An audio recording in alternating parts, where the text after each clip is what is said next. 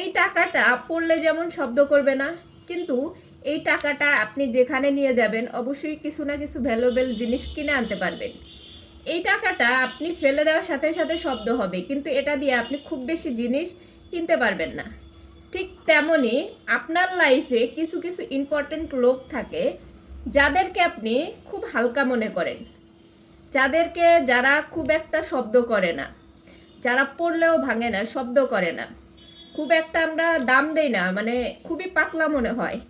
খুবই ভ্যালুয়েবল তারাই যারা এই যে এই নোটের মতো শব্দ করে না, প্লাস হইতেছে এর কোনো ওজন নাই, দেখলে মনে হবে যেটা হালকা সামান্য, এটার কিন্তু ভ্যালু অনেক বেশি।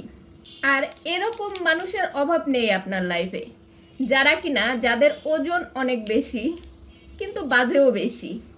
আপনারা তাদের দিয়ে ওরকম ভ্যালুয়েবল কিছু পাবেন না, কিন্তু মানুষ এটাকেই গুরুত্ব দেয় বেশি।